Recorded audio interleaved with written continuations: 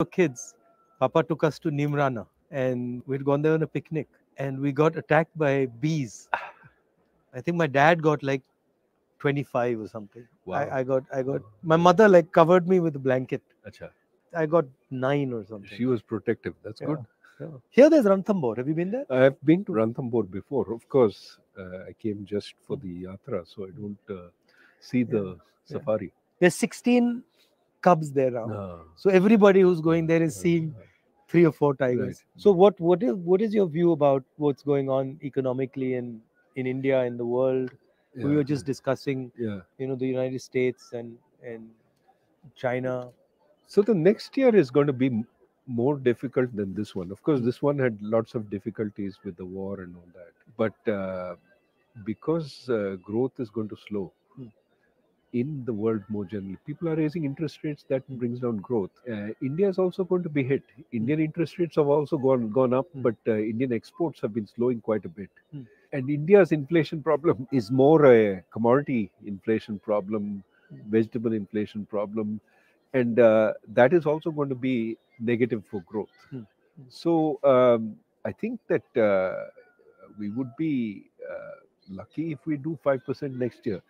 See, the problem with the growth numbers is that you have to understand what you're measuring with respect to. If you had a terrible quarter last year and you're measuring with respect to that, you look very good. So ideally what you do is look before the pandemic in 2019 and look at now. And if you look at 2022 vis-a-vis 2019, it's about 2% a year. That's too low for us. And what do you attribute that to? Pandemic was part of the problem, but we were slowing before the pandemic.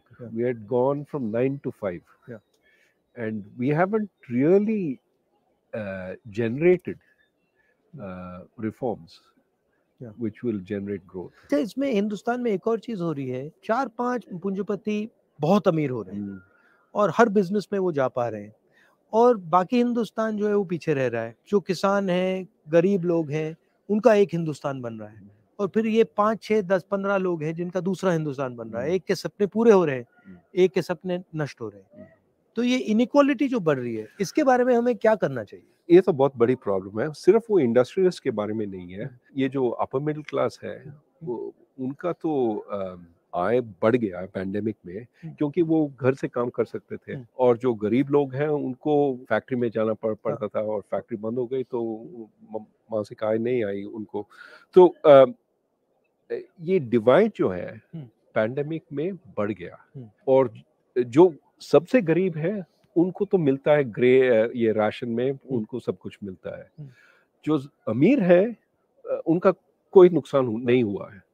जो बीच में है, ये lower middle class जो है, उनको काफी नुकसान हुआ. नौकरी तो बंद हो गई, बेरोजगारी बढ़ रही है, कर्ज बढ़ रही है, वो कर्ज ले रहे हैं, ब्याज दर अभी बढ़ रही है. तो उनका तो काफी नुकसान हुआ है और उनकी तरफ हमें देखना है और जो नीति हम बना रहे हैं उनके लिए बनाना चाहिए, क्योंकि दर्द वहाँ पे बहुत ज्यादा है. और ये भी है कि आप जो कह रहे हैं कंसंट्रेशन हो रहा है ये जो इंडस्ट्रियलिस्ट का, उसको भी देखना है. हम कैपिटलिज्म के अगेंस्ट नहीं हो सकते हैं, लेकिन कंपटीशन के लिए हमें लड़ना है. मतलब मोनोपोली के खिलाफ हो सकते हैं. मोनोपोली के खिलाफ हो सकते हैं, लेकिन कैपिटलिज्म तो ये जो छोटे बिजनेसेस हैं वो भी अच्छे हैं देश के लिए.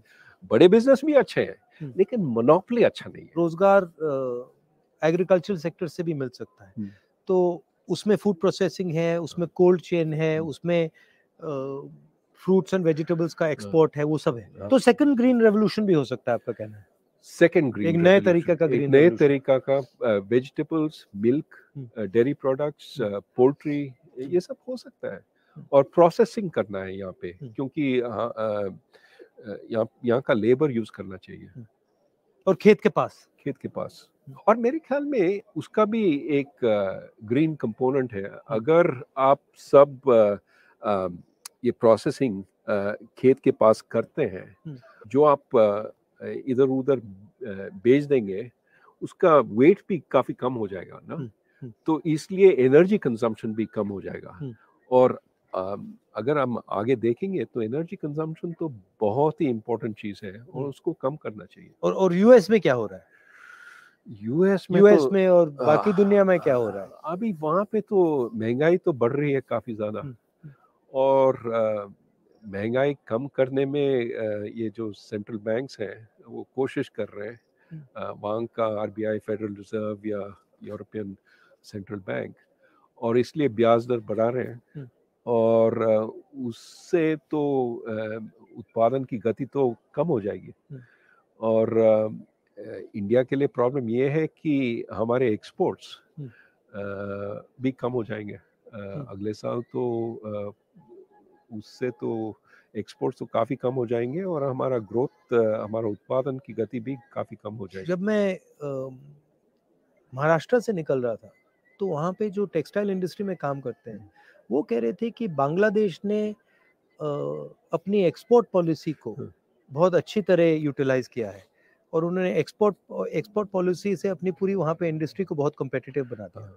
इसके बारे में क्या सोचते हैं? ये हमें करना चाहिए? कैसे करा जा सकता है? एक तो उनका सबसे इम्पोर्टेंट इंडस्ट्री है टेक्सटाइल्स, वो कपड़े बनाते हैं, बेच और एक्सपोर्ट करते हैं, और उसमें उन्होंने दो तीन चीज़ किए हैं जो that has helped them succeed.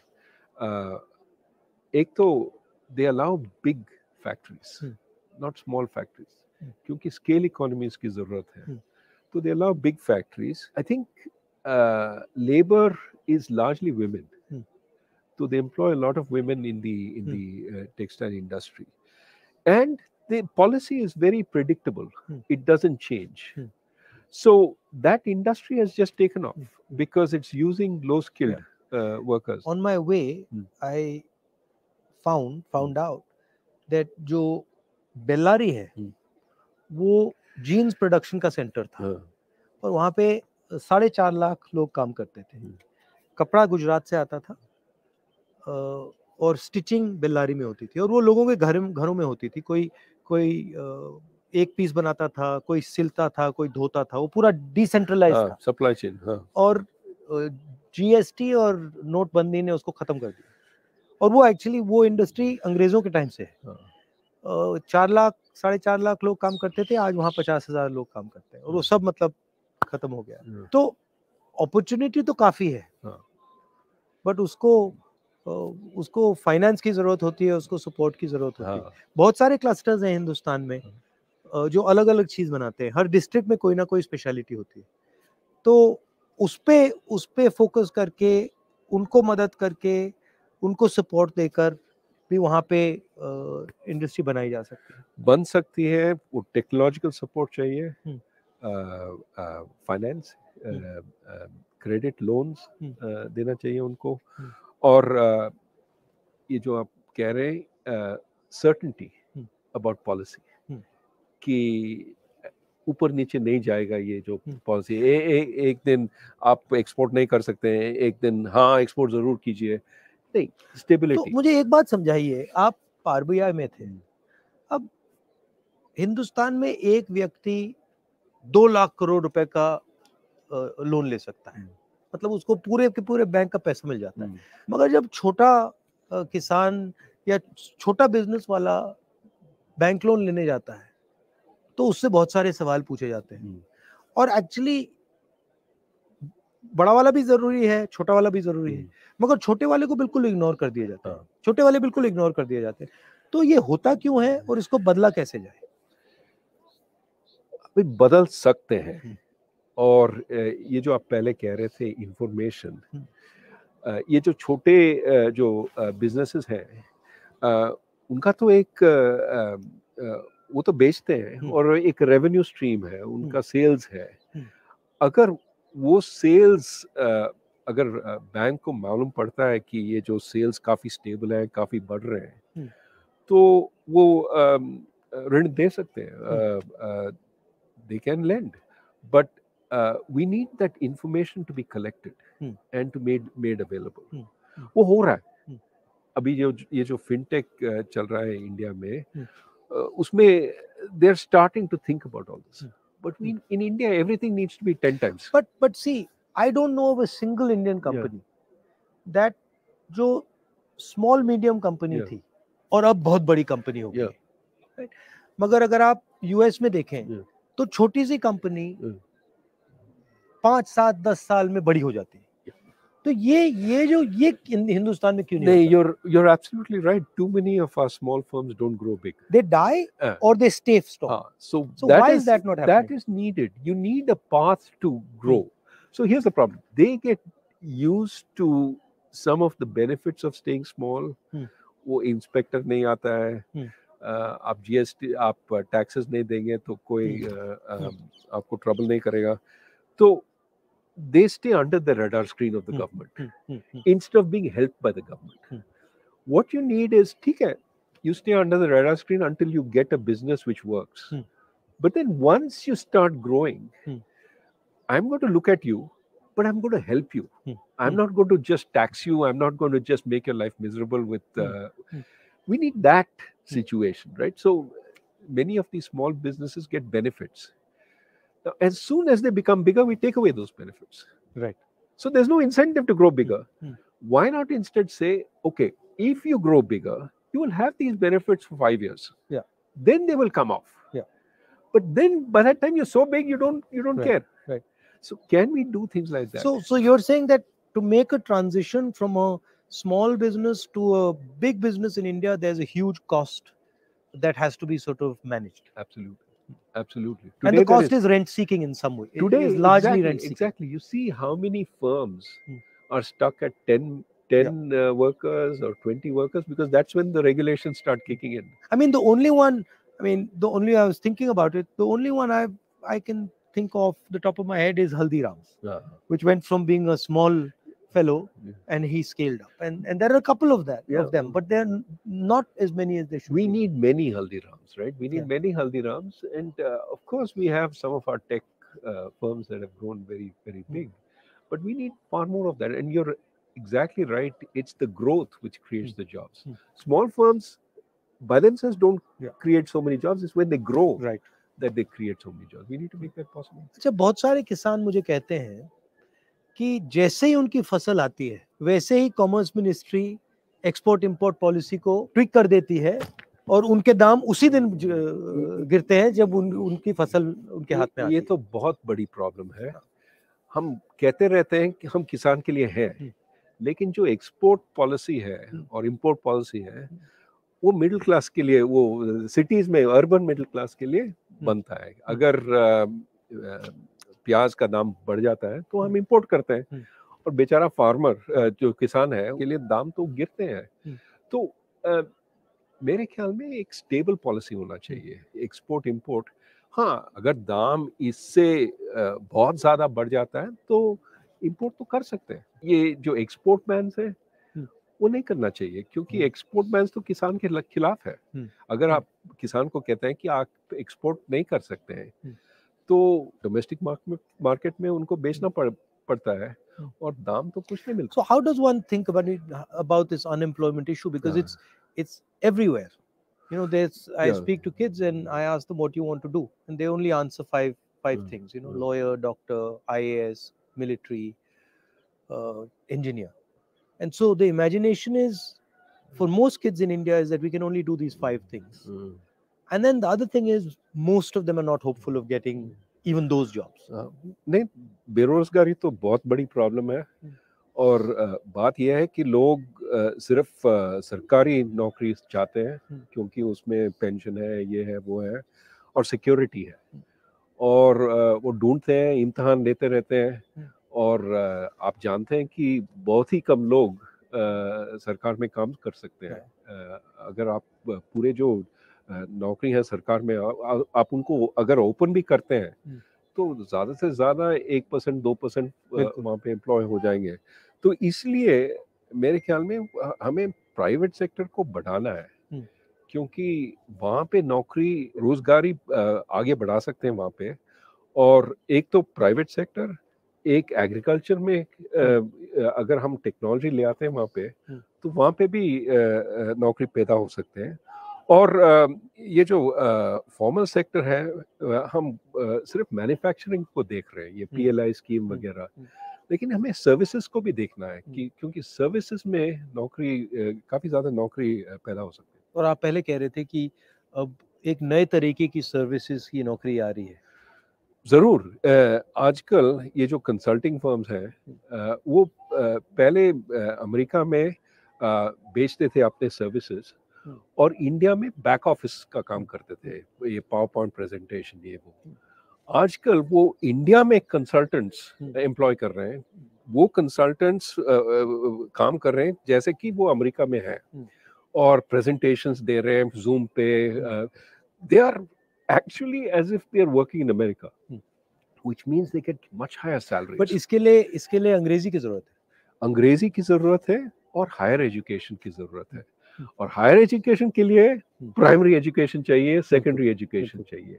तो अभी आप जानते हैं ये पैंडेमिक हुआ है और काफी सारे बच्चे अभी स्कूल नहीं गए, 2 साल के लिए नहीं गए, ना सिर्फ सीखे नहीं 2 साल के लिए, लेकिन भूल भी गए। तो अभी देर 3 years behind there class, time जाया हो गया उनका। हाँ, तो अब क्या करेंगे, हम उनको वापस ले आते हैं और we don't take into account कि they not able to deal with the class there in. So the problem is we're going to suffer. These kids are not going to be able to do the high quality work. So we have to pay a lot more attention to education. One of the things that I'm noticing while I'm walking is what's being done to the small and medium businesses in this country. And, the backbone of employment in the country, and all of them are complaining. And they're complaining of an unfair GST. They're complaining, of course, of demonetization, COVID. But they're also complaining of no support for small businesses, and most of them can't ever imagine transforming from a small business to a big business. That just, it's not even in their mind. Like I asked them, so do you see yourself actually scaling up? And they're like, well, no, that's impossible. So how do you think about that issue? No, so we have gone about this process of maybe unintended formalization. Demonetization forced a lot of companies that were informal to go out of business. GST is forcing a lot of small companies that earlier didn't pay significant taxes. Now it's forcing them to pay taxes, and they're uncompetitive if they start paying taxes. So this dual economy is being shut down. And of course, you need to create some reason for them to become formal. If, for example, they could get more credit from the bank as they became more formal, they could show their receipts, they could show but credit is also very slow right now. So the benefits of formalization are not there, the costs of formalization are there, right? And so many of them are hurting. Now what is true is as they shrink, our bigger firms are doing very well, because they're occupying some of the space. So in a sense, the inequality between firms is increasing. You look at profitability amongst the big firms, it's very good, and they could also raise money during the pandemic, which our small firms couldn't. What you want is to give the small fellow a chance to sell, and not put a whole lot of burden on him. The big fellow can take care of paying the taxes and all that. तो ये अगर आप हिंदुस्तान की history देखें, एक बहुत क्रांतिकारी कदम स्वतंत्रता आंदोलन से आया, उसके बाद हरी क्रांति हुई, उसके बाद सफेद क्रांति हुई, उसके बाद जो कंप्यूटर रेवोल्यूशन हुआ। तो अब क्या रेवोल्यूशन हो सकता है? 2 तरह के रेवोल्यूशन है। एक तो मैं अभी हम बात कर रहे थे सर्विस रेवोल्यूशन। हम यहाँ से अमेरिका में काम कर सकते हैं without going to America. Okay, that is one. जैसे डॉक्टर हैं, they can provide telemedicine services to the US and earn a lot of foreign exchange. Our service exports are 250 billion. Just grow that. That will make us a superpower in exports. So एक वो है। दूसरा ये है, आप हरी क्रांति के बारे में बात कर रहे थे, ग्रीन रेवोल्यूशन, लेकिन we have a new kind of green revolution. Yes, sustainability, emissions. If we push on that, we can be at the frontier, building windmills, building solar plants, making our buildings green. And the most damage from climate change will be in South Asia. Yeah. You've already seen Bangladesh suffer. You've seen Pakistan suffer. India is not far behind. We occupy the same territory. So we have to push very hard for a green revolution elsewhere. But also we can be at the forefront because everybody is trying to get in. We can make a lot of windmills, solar, because we have a huge demand. But we can also, innovate. And so I think there are lots of possibilities. But we should be forward thinking. मैं एक बार parliament में जा रहा था और parliament के वहाँ पे जो सिक्योरिटी गार्ड्स हैं उनसे मेरी दोस्ती है. तो मैंने उन एक सिक्योरिटी गार्ड से पूछा, भाई क्या कर रहे हो? तो उसने मुझे कहा बहुत मजा आ रहा है. मैंने कहा क्या हुआ? उसने कहा मैंने अदानी के स्टॉक खरीदे और उसके बहुत सारे पैसे बन रहे थे. मगर मैंने सोचा कि वो सैलरी क्लास का है और ऐसा काम करना उसके लिए काफ़ी रिस्की है, मगर उसको रिस्क नहीं समझ आ रही. स्टॉक मार्केट बढ़ती जा रही है और मैं देखता हूँ, टीवी पे देखता हूँ कि एडवर्टाइजमेंट्स आते हैं कि भैया स्टॉक मार्केट में इन्वेस्ट करो.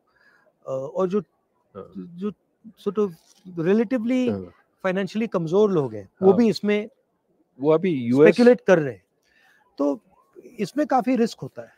तो इसके बारे में आपकी क्या राय है? जो रिटेल इन्वेस्टर है, बिल्कुल नया है और मतलब थोड़ा सा पैसा है उसके पास, वो पूरा का पूरा इसमें डाल रहा है. जरूर वो समझते नहीं है. वो देख रहे हैं कि इसका रिटर्न बहुत ही अच्छा है तो इसमें हम पैसा डालेंगे. लेकिन प्रॉब्लम ये है कि वो एनालाइज नहीं करते कि रिटर्न क्यों है, कहाँ से आया. अभी आप देखते हैं अमेरिका में ये जो क्रिप्टो करेंसी का प्रॉब्लम है, वहाँ पे भी रिटर्न बहुत ही ज्यादा था. बिटकॉइन 2-3 पैसे के लिए बिकता था, $67,000 तक पहुंच गया. करोड़पति बन गए बहुत सारे.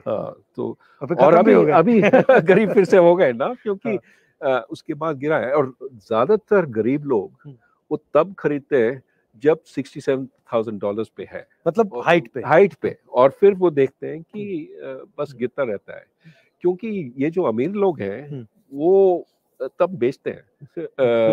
और जिनके पास इंफॉर्मेशन नहीं है, जिनके पास वो फाइनेंशियल सोफिस्टिकेशन नहीं है, वो तब खरीदते हैं. मगर ये जो प्रॉब्लम है, इंफॉर्मेशन का प्रॉब्लम, ये हमने स्टॉक मार्केट की बात की, मगर ये इंफॉर्मेशन का प्रॉब्लम मुझे लगता है, मतलब सड़कों पे चल के मैं सुन रहा हूँ, ये इंफॉर्मेशन प्रॉब्लम बहुत गहरी है, खासतौर से गरीब लोगों में, किसानों में, गरीब लोगों में. जरूर उनको इंफॉर्मेशन मिलती नहीं है, दी नहीं जाती है. इसलिए हम कहते हैं कि कंज्यूमर प्रोटेक्शन होना चाहिए, कि उनको बताना चाहिए ये तुम्हारे हक है, these are your rights, and जो बेचते हैं they cannot violate these rights. Are you enjoying this?